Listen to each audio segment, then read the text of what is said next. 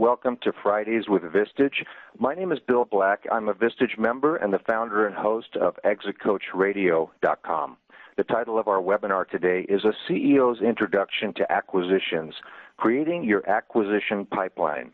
If you've made the decision to implement a successful acquisition strategy as part of your growth strategy, you're in the right place. In the second installment of Axial's series on growth through acquisitions, you will learn how to create your company's acquisition pipeline. Our speaker, Peter Lehrman, is the CEO and founder of Axial, a membership network connecting buyers and sellers of mid-sized private companies. Prior to founding Axial, Peter worked as a private equity investment professional where he witnessed the enormous challenges and inefficiencies CEOs face when attempting to access growth capital or find an ideal buyer for their business.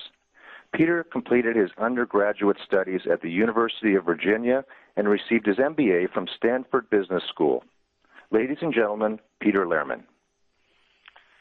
Bill, thank you so much for having me back on. I'm excited to get started, and it's great to be back with the Vistage membership again. I'm going to jump in really quickly, and I think I've got maybe 25 to 30 minutes of good written and laid out presentation material, and then I look forward to a handful of questions. Might be a little bit longer than that, but excited to be with everybody who's on the line this Friday morning.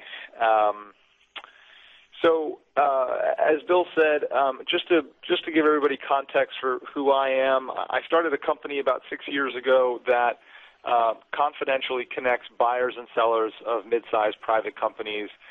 It's a software platform that we've built, and we've created a lot of events and workshops for our members. And so over the last 5 to 6 years, we've become really, really good at helping connect the buyer and the seller of mid-sized private companies. It's the only thing we do. We're not an investment banker. We don't do valuation. We just focus on using software to help connect buyers and sellers of private companies very accurately.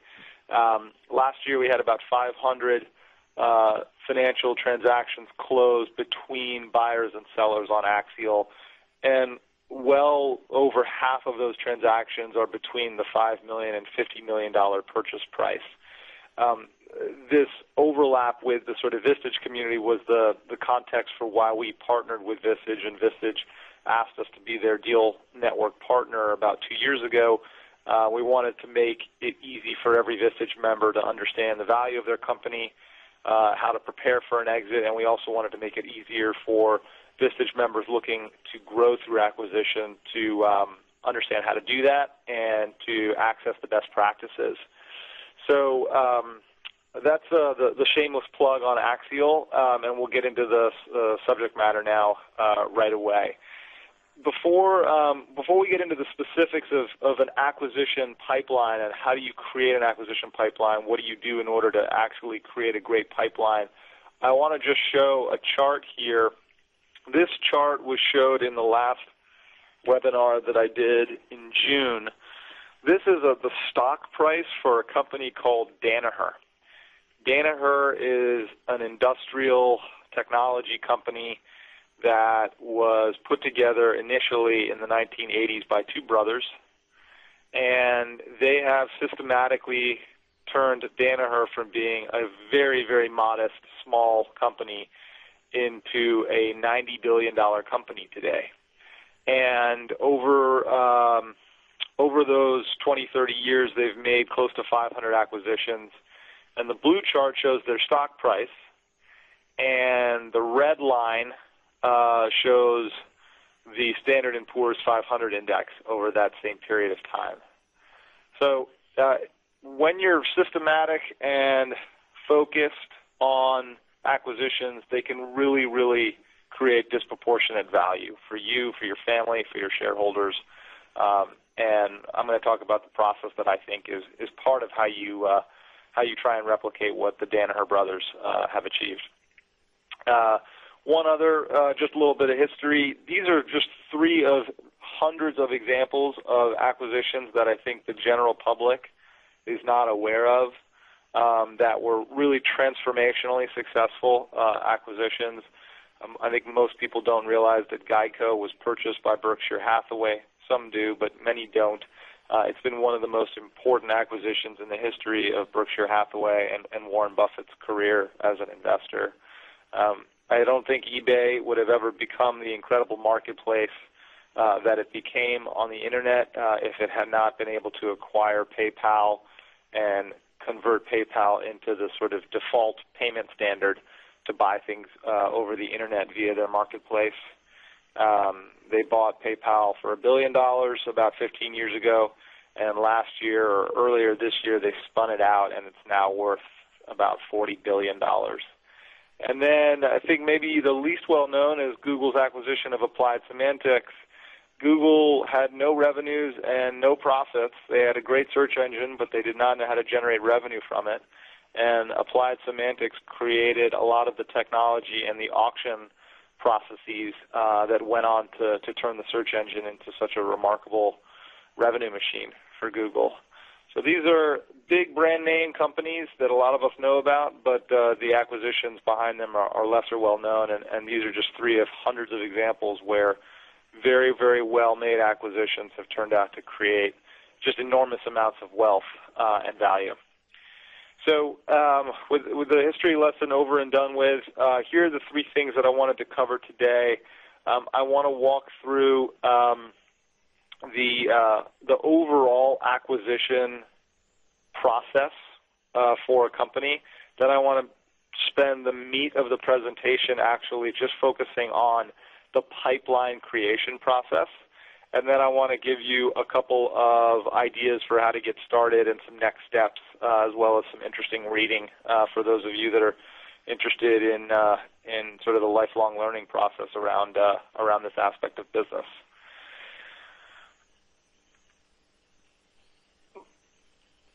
This was also covered in June. This is 5 general reasons why companies might think about making an acquisition: cost advantages, scale advantages, growing revenues faster than you organically can grow. If your market is growing at 5%, sometimes it's hard to grow much faster than that.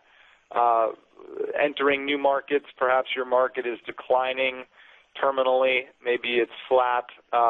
There are a bunch of reasons why new markets, whether it's geographic markets or product markets, can be the context for an acquisition. Acquiring a set of skills or technologies. You see a lot of this happening in the technology world, and it's starting to leak over into lots of different industry verticals where people are acquiring software engineers or acquiring technologies in order to become more competitive. And then in many cases, you see companies making acquisitions to protect the business that they already have. In fact, in many ways, you could consider the acquisition by Facebook of Instagram as a defensive acquisition. Instagram was starting to become the image network on the Internet where everybody was uploading their photos, and that was quite threatening to Facebook. It turned out to be a great acquisition as well. So there's a number of sort of reasons. There are other reasons too, but these were the ones that I thought were sort of the most easy to understand and cover maybe 80-90%. Now, getting into acquisition pipeline creation, I think that this image kind of explains it all. In the 20th century, with much, much more limited access to information, much less information available online, no commercial internet, the pipeline creation process was much more manual. A lot of relationships, almost entirely offline, and a lot of sort of old school techniques to find opportunities. What's really exciting about M&A in 2016 is the golf course is alive and well, and old school networking and connections and relationships are just as valuable. But there are these huge additional data sets that have become available that make the process of finding acquisitions and identifying targets much more efficient, much more productive, and reduce a lot of the wasted time and wasted effort that preceded an age where information was much less available. I'm not going to spend too much time on these images other than to say that in the upper left corner, that image is what's called a business graph. In the center of the graph is the company Oracle, and all of the stars and edges of the graph are acquisitions that Oracle has made over the last 10 years, since a little bit before 2000, I think 2007 to the present, so about the last 8 years of acquisitions. And so in addition to sort of the just classic old-school relationship building and professional networking that people have done for a long time that have been a big part of deal-making, investment professionals, CEOs, CFOs now have access to a growing data set of information that's available online through certain specialized tools that just cut down a lot on the amount of time that it takes to find targets, to identify interesting businesses, to identify interesting people, and to make the process of sourcing deals and identifying acquisition targets much, much, much more productive, much, much more streamlined. Still a very, very laborious process. Still takes a lot of work to do it well and to do it right. But there's just been a huge transformation in the amount of information that executives can have access to as part of an acquisition pipeline creation and acquisition execution process. So this chart is also from the prior webinar that I did. I'm not going to spend a lot of time on this, but this is a process flow that walks through basically all of the major elements of an M&A process from start to finish, including target identification. Today we're just going to dig in on target identification, but this is just a useful slide if you want to take it and download it. It just sort of shows you the steps in order related to the acquisition of a single business. And a lot of these steps can be repeated and scaled up if you're interested in making multiple acquisitions over a longer period of time. So I'm not going to cover this chart today, but it just sort of is a useful process flow for a CEO, a CFO, a head of corporate development to just print out and pin on the wall. This chart here this is a new slide. I haven't walked through this with Vistage yet. So this breaks down the actual pipeline creation process itself. So you've got the creation of acquisition profiles. I'll walk through what that is. The importance of resourcing the effort and really establishing accountability inside your organization, setting up key success factors and KPIs, determining the methods, the channels for sourcing and building out the pipeline, and then the measurement and tracking sort of infrastructure that you need in order to understand what's working and what's not working. I think what's really important to understand is if you want to do acquisition-driven growth strategy well, you have to look at it as a capability of your organization, just like marketing, just like sales.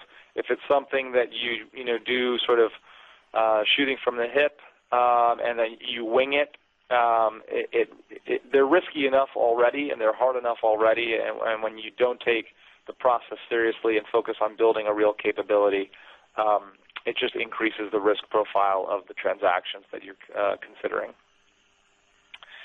So a little bit of humor in the deck for those of you who are big Game of Thrones watchers.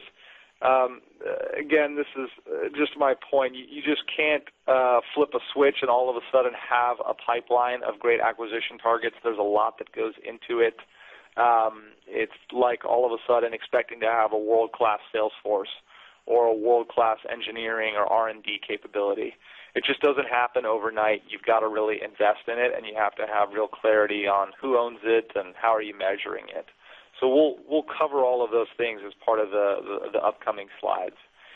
The right place in my mind to always start with an acquisition strategy is you must have a clear business strategy already in place.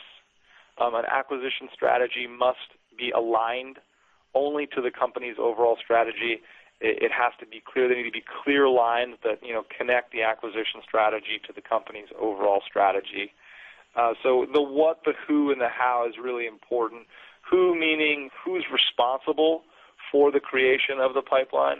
Just the way anybody is, if you've a head of sales, they're responsible for hitting a number on a monthly or a quarterly basis. You have to have that kind of accountability in an acquisition process if you want to do it right. You have to have a really good set of answers to how will the targets be found. What are the techniques? What are the methods? What are the channels that you can use to uncover opportunities so that you're not just relying exclusively on your personal network in order to find acquisition opportunities, but you have a more robust, more professional approach to it. And then the second piece of how is just how are you measuring all this? How are you measuring the effort itself? What are the key KPIs to measure? So I'm going to give you some answers and some tips on each of these things over the course of today's webinar. So let me back up here. So what an acquisition profile is essentially a codified document, preferably a document that you can share externally with qualified audiences, that makes it really clear what kinds of acquisitions you're looking for. And so going through the process of codifying the kinds of businesses that you're looking to buy, it's very important that you go through that process. It's very important that you go through the process of writing it down, and you go through the process of confirming that it really aligns to the company's overall acquisition strategy. This slide here, this is actually from the Axial software platform. So I've blotted out who the acquirer is, but we've built into our software the ability for you to create these acquisition profiles very quickly and edit them and modify them as your strategies shift. But this walks you through sort of what this acquirer is looking for. It's in some ways it's sort of a well-written advertisement, but it articulates the industries and the kinds of businesses that the acquirer is looking for. If you go and look at the bullets, you'll see financial criteria, revenue criteria, profitability criteria, geographic criteria.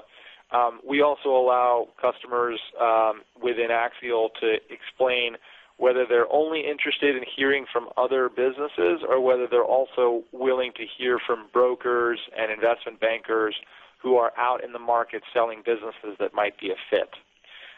So the process of codifying your acquisition profiles is basically step one after you've got a solidified business strategy mapped to your acquisition strategy. And these can change over time. I certainly don't encourage these to change every day of the week, but these can change over the course of a year, certainly over the course of a few years. In the case of the private equity community, they change a lot. A private equity firm might buy a manufacturer of medical products and then move into a very heavy acquisition period of doing small tuck-in acquisitions for that business. For corporations that have potentially a more stable overall strategy, again, I think that these acquisition profiles should be reviewed not less than once a year. Resourcing the effort. This is not set in stone. These are two sample org charts or organizational charts that so I don't think there's a right answer here, but I just wanted to put two organizational charts in front of you in terms of sort of how an operating company, as opposed to a private equity firm, how an operating company might think about resourcing and effort. Usually, we see one of two things with our clients, and that's what I've tried to represent here in Variation 1 and Variation 2.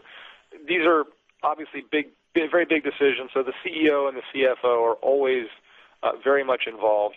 I'm not, depending on how involved the CEO is in day-to-day operations of the business, it's unlikely that the CEO can exclusively own the sort of target generation and pipeline creation process, but they certainly have a very important role in it.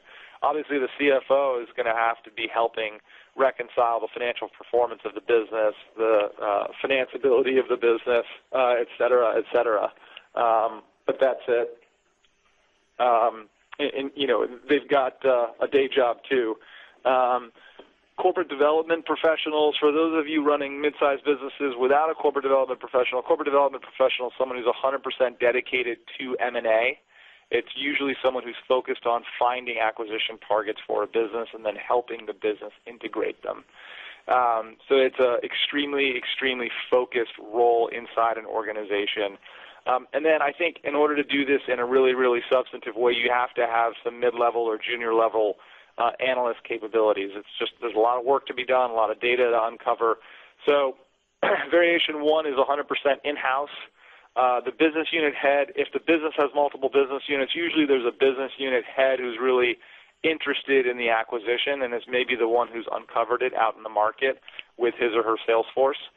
Variation two, I've got two shaded boxes here. We see this a lot as well, particularly if your business doesn't have a dedicated corporate development function.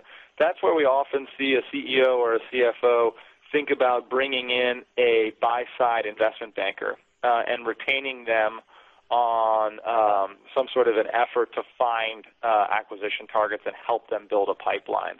So buy-side banker is sort of a part-time corporate development professional who can be out in the field trying to identify companies for you and also working through the mechanics and the feasibility of the transaction. They're typically paid a retainer as well as some percentage of any transactions that close. The second shaded box that I have here is a private equity partner. Some of you that are on the call today own 100% family-owned businesses, or you own the businesses 100% yourself. Some of you probably own businesses that are partially owned by private equity firms. Very often, one of the reasons why a family-owned business will potentially sell all or part of their company to a private equity firm is they're interested in having the private equity firm's M&A and acquisition capabilities brought into the organization. So some private equity firms are quite good at teaching the companies that they buy how to make acquisitions and make acquisitions part of the way that the company grows. So usually if you've got a private equity investor involved in your business, usually you're not hiring a buy-side banker to help you. Usually you're leaning on your private equity partner to help you in the process. The main takeaway from this slide, again, is just you've got to have very, very senior people in your organization very focused on this in order to do it well. It really can't be ad hoc where deals are coming in the door and you're sort of reacting to them as they arrive. It's got to be much more proactive and intentional in order to be effective and successful. This is a channel slide. So this talks about two things. It talks about sort of the methods and the channels for building the pipeline. I've divided the world up into sort of two things, the data side of building a pipeline and then the connections and the relationship side of building a pipeline. There's a huge amount of information on people and companies that is at your fingertips. It's not necessarily organized and categorized perfectly right off the shelf for you. But on the left side, I've listed a bunch of solutions and companies that offer data that can help you build a database of potential targets. The right side really focuses on techniques or methods for building actual connections and relationships to companies. So unlike the public stock markets where you can go and buy and sell companies with a computer, just go to Schwab.com and buy some stocks. Every transaction in the private markets is a function of a connection and a relationship. You can never buy a company where you don't know the owner. It just never happens. And so the right side is really about taking the data, taking the information that you're gathering and putting into your CRM systems or into a specific corporate M&A pipeline system, and then converting that data into a set of live, actionable connections and relationships. I'm not going to go into each of these different sort of techniques and solutions, but these are a couple of organizations or companies that have solutions that can help you or sort of be part of the data creation or the relationship and connection creation process. This is something that is really important when you think about how little time most mid-sized companies have to focus on M&A. Even if you've resourced it with a corporate development professional, everyone's got a day job. Everybody's got a lot of things to do, typically running the core business. And so if you want to actually become focused on an acquisition pipeline, you need to be very, very thoughtful and rigorous about how you spend your time. So what we see a lot of our customers do is getting very, very, very specific about who they spend their time actually talking to, where they reserve time to dedicate for phone calls, for meetings. So they've got a tier 1, typically a tier 1, a tier 2, and a tier 3. We've seen some customers create 5 tiers.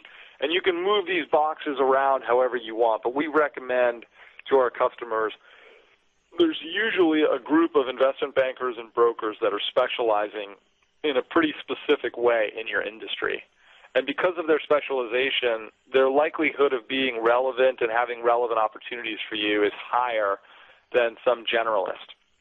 It's usually a more worthwhile relationship to cultivate, at least, once or twice a year. Then you as an organization often are able to come up with your own list of named targets. These are either targets that you as the founder or the CEO or the CFO know, or these are things that you're hearing about through your sales force or companies you're stumbling across just in the reading that you do on your industry. But there's usually a list of named targets that kind of form a watch list for a company. And I think building a relationship with them well in advance of wanting to acquire them and being able to get to know them a little bit is a great use of time. The specialist private equity community can be similar to the specialist investment banking community. In other words, there are some private equity firms that only focus on manufacturing businesses or only focus on healthcare. And very often they're either buying businesses or selling businesses that they own that might be really interesting for you, or there might be some really interesting relationship there. We see very little interaction between Vistage members and private equity unless the Vistage member is selling their business, and we think there's a huge opportunity for Vistage members to actually be more familiar with the private equity community as buyers of companies. And then, of course, I think sitting down with your sales force and just having a touch point with your sales force on a pretty frequent basis about who you're losing deals out to, who you're competing with in a product line basis or a geographic basis, that's a really rich channel of information for you to begin assembling targets. The tier 2 and the tier 3, again, you can move these boxes around, but these are just what we tend to see a lot of, where there's value in having some exposure to them, but it's hard for you to justify a lot of meeting time or a lot of travel time or having, taking their calls on a really frequent basis, just because, today they're selling a manufacturing company and tomorrow they're selling a software business. They have a generalist orientation, and so it's a little bit of a low odds game there. And so you want to be thoughtful about how much time you spend with them, unless they seem to have an opportunity that's really specific to one of the target acquisition profiles that you've created. I'm going to get into metrics and KPIs. Again, as I mentioned at the beginning, this is maybe one of the areas of the sort of acquisition pipeline process that's been the slowest to professionalize. We've got so many customers who, just in the last 1 or 2 years have actually purchased a CRM system as opposed to doing everything in email or doing everything in Microsoft Excel. It's just very, very hard to professionalize a pipeline creation process without a set of metrics and a set of KPIs and a system where you can store this information and where you can measure it and hold yourself and hold your people accountable for what they've signed up for.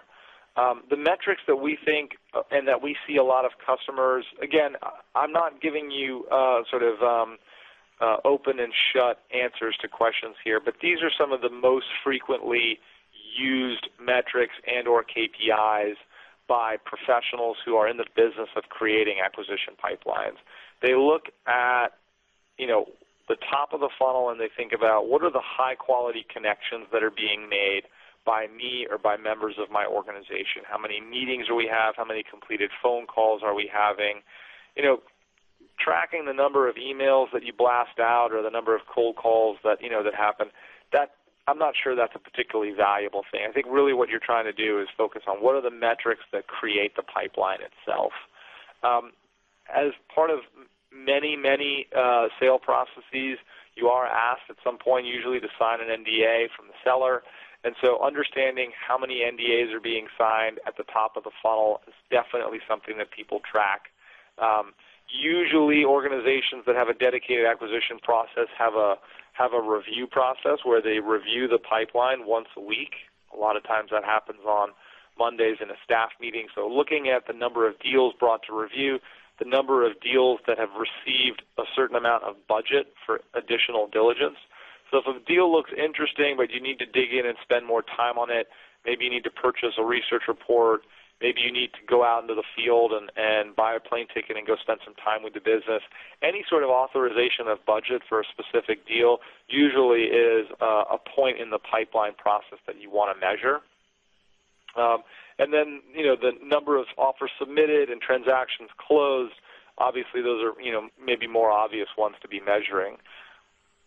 The last two or three are ones that we see not a lot of organizations doing with real religion, but they're really important. So understanding the conversion ratios of each of these sort of funnel KPIs to the next is very, very important as you build an acquisition pipeline process, because it'll help you understand how many businesses you usually are going to need to see before you actually move ahead and make a first acquisition or make your next acquisition. We see anywhere between a sort of a 1% and a 10% ratio from essentially connection made to transaction closed. So if you want to make, a lot of acquisitions, you need to be thinking about pipeline and reverse engineering. If you want to make one or two acquisitions a year, it's very possible that you're going to need to see somewhere between 50 and 150 transactions. Some of them you're going to want to pass on. Others you're going to want to do, but you're not going to win. Somebody else is going to win. So there's a lot of reasons why the ratios and the conversion become so low. But just like a salesperson, if you want to bring in $1 million worth of business and every year, and each sale you make is $100,000, that's 10 sales, and you probably need somewhere in the neighborhood of 50 to 100 pitches over the course of the year if you want to make 10 sales. Same thing here. You need to just be reverse engineering the pipeline based upon the growth and acquisition objectives that you have. The second and last bullet is also very important, deal flow by source. So over time, if you're tracking the sources of deals, you can then begin to get a good understanding for what are the sources of deal flow that, at least on an historical basis, have been the most promising sources for you and for your company. So tracking the deal flow and how far it gets in the funnel by source and cross-checking that against the stage to which it gets, it gives you a lot of visibility into whether investment bankers are a very valuable source of deal flow for your business, whether trade shows are overwhelmingly useful, whether software platforms like the one we've built at Axial can be useful. You just want to be able to sort of attribute value to these different channels and these different sources so that you know, at least on an historical basis, where it's been most effective and most worthwhile for you to be spending your time. That's why I say on the resource slide, you can't do this stuff if it's just the CEO and the CFO trying to do this by themselves. To really track this information and really to record the information with integrity, you really need to have a little bit more muscle behind the initiative. A CEO and a CFO have got just too much else going on to track all of this data, to record all of this data appropriately. So that's why having some mid-level or some junior resources at a minimum is really, really important if you want to develop the capability in a professional way. Here's a couple just versions of funnels that we've seen. On the left side is that's the slide from one of our clients' annual review. They looked at about 650 businesses, and that year they closed 3 new big acquisitions and then 2 small add-on acquisitions. On the right side of the slide here, this is an interesting sort of visual that all of the things that are in gray are essentially the sort of key aspects of a deal funnel, and all of the things that are in blue reflect all of the activities that create the pipeline in gray. So a pipeline management framework, your inbound deal flow, the conferences and events you go to, the way that you travel during the course of the year and how you incorporate pipeline creation into your travel, your outbound efforts by phone or by email, and then what kind of marketing do you do. We don't see a lot of corporations do a ton of specific marketing around acquisitions. What we do see corporations do is publish a lot of their expertise in their industry as a means of attracting either competitors or attracting potential acquisition targets by just developing authority and expertise in their brand within their industry. This slide here is a screenshot from within Axial. This is a measurement dashboard. This is just showing this customer how many deals they've been recommended for, how many deals they've sourced, how many deals they've pursued, and how many NDAs they've signed. So I blotted out the specific acquisition profiles not to give away any identifiable information. But again, as part of the process of building out a capability, you just want to think about what are the tools that you can use to sort of automate some of this for you. This is a screenshot from Axial, but there's other solutions as well that just help automate some of the tracking and some of the information management associated with pipeline creation. I've got a couple more things, but again, I want to just rehash this takeaway for everybody who's on the line right now. You really have to think about this as a capability. It's just like sales or marketing or engineering. It's not a one-man operation that you can do, a little bit here or a little bit there. What ends up happening if you focus on it that way is you get a trickle of deal flow into your organization, and then you feel like you have to do one of those deals. If you have a really robust pipeline, you're much more confident in passing on deals that aren't a perfect fit for you. When your pipeline is really anemic and it's just a trickle of inbound deals, as opposed to you, going out there and being really intentional about pursuing opportunities, you end up just being much more disciplined because you always know that you've got a pipeline of new opportunities coming to you, so you're never worried that this is sort of the last acquisition opportunity for you to grow your business more quickly than you're hoping to. I've got just 3 really simple ideas here for you if you're interested in terms of next steps. The first thing that I think is the most important is just remember that you have to have an answer to who's going to own this inside your organization, and have that question really well answered and have the accountability really clear. And you have to have the measurement framework, or at least the initial measurement framework, in place in advance. If you don't have the accountability and you don't have the baseline set of metrics by which you'll evaluate it, it's just going to be a sloppy initiative. And when you're making acquisitions and spending millions of dollars to buy companies, you just can't afford to be sloppy. They're hard enough as it is. We're going to actually host an all-day workshop on acquisition pipeline creation in New York City in October of this year. And we've worked with Vistage to just make a discount code available to anybody from Vistage. So that's the second bullet here. If you're interested in stopping by in New York City in October, let me know, and I've just linked here to this acquisition workshop. And then there's a whole bunch of presentations, blog articles under the third bullet that I've linked to just on our website. It's really this educational curriculum on pipeline creation and pipeline growth for corporations making acquisitions. So feel free to take a look at those.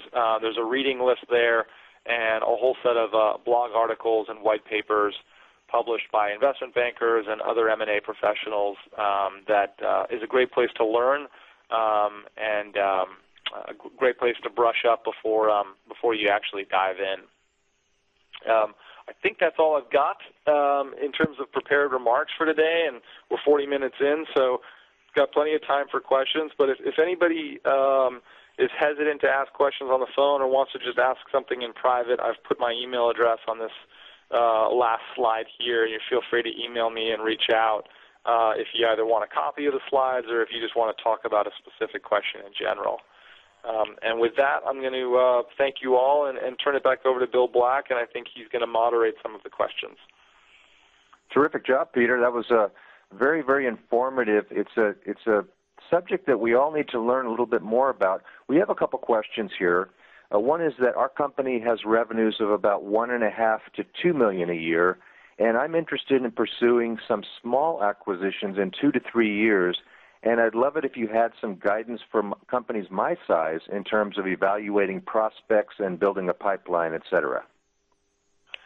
Yeah, so if you've got $1.5 to $2 million in revenue, it's unlikely that you're going to make acquisitions of businesses that are bigger than 50% of your own top line. It happens. Those are typically called mergers more than they are acquisitions.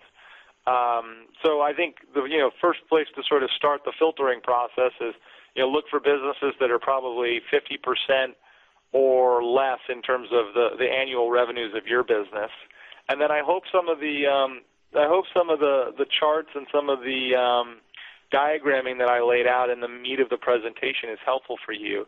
There's probably a handful of relatively cost-effective data resources and tools that will serve as sort of the really good starting points for you to begin sort of pulling together the list of targets. Usually you've got a list of named targets right off the bat, just people that are in your market. I know for Axial, there's probably 4 or 5 companies in my market that are interesting potential acquisition targets, and I think that's a good place to start, and then fill in with some of the other tips and techniques that I shared. Excellent. We have another question. In light of the fact that so many baby boomers are getting to retirement age and many of them are smaller businesses, should I be watching for family business succession businesses in light of the fact that many of them don't last very long after the transfer of ownership? Well, I certainly think there will be a lot of family businesses over the next 15 years that have to make a succession or exit decision, and I think that will create a very interesting set of choices for those business owners, and I think it will create a decade or maybe 2 decades of very elevated potential M&A activity.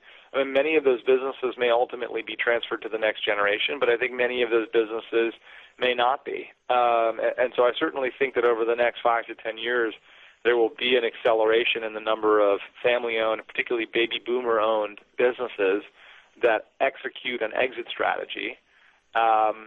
And that's not a secret. You're not going to be the only one who's aware of that, but it certainly is probably going to increase the number of relevant prospects for you to put on your list. Thank you.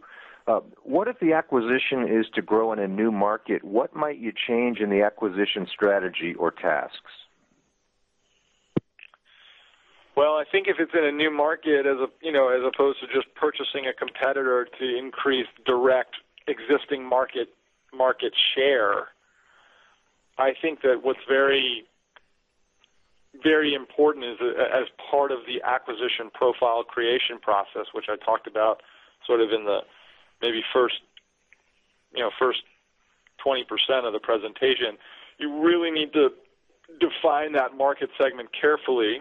You need to understand that market segment and spend probably substantially more time on it, because if it's not the market that you're currently operating in, you need to be as intimate with the market that you might be making an acquisition in as you possibly can. You need to have a good understanding for how big it is. You have to have a good understanding for how it's growing overall. Is it growing at a rate of GDP, or is it growing at some elevated rate of GDP? So it's very, very important that you understand and ask yourself and answer those questions. That's, I think, just, you don't want to be acquiring a business in a market that doesn't have any relationship to your existing market, but I think it can be a new market, certainly a new geographic market.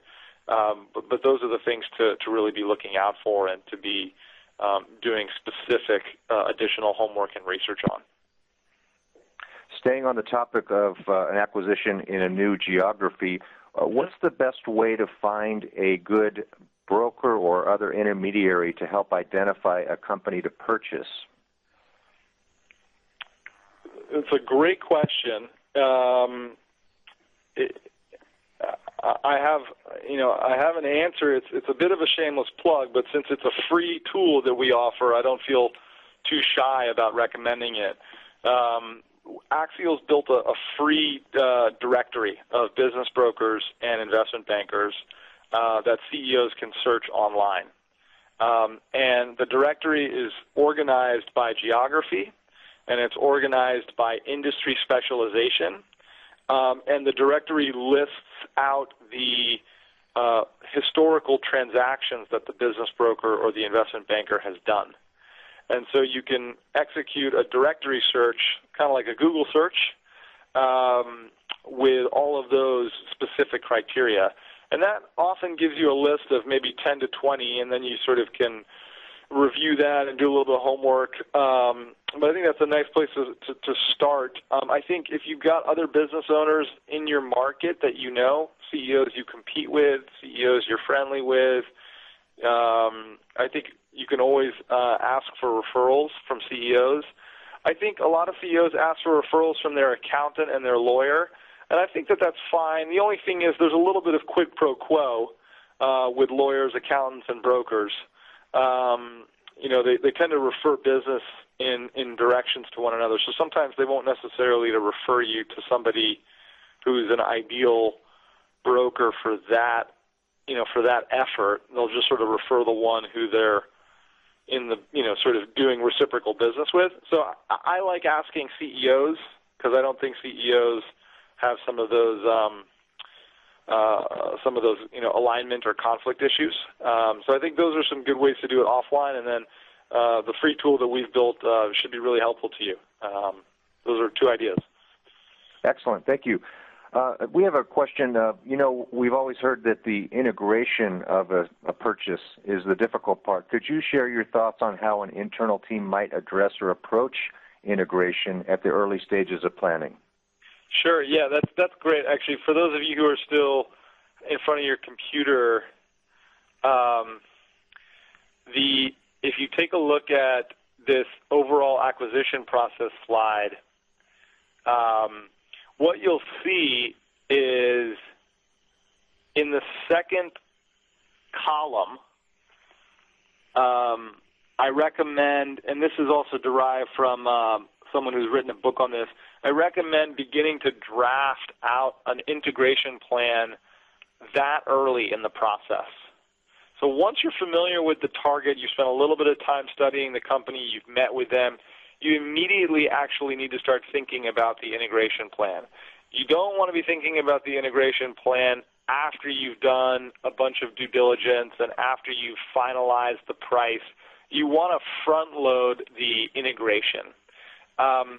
As it pertains to, so that's just one thing, is make sure that the point at which you're beginning to do integration planning is early enough in the process that it doesn't all of a sudden become an afterthought.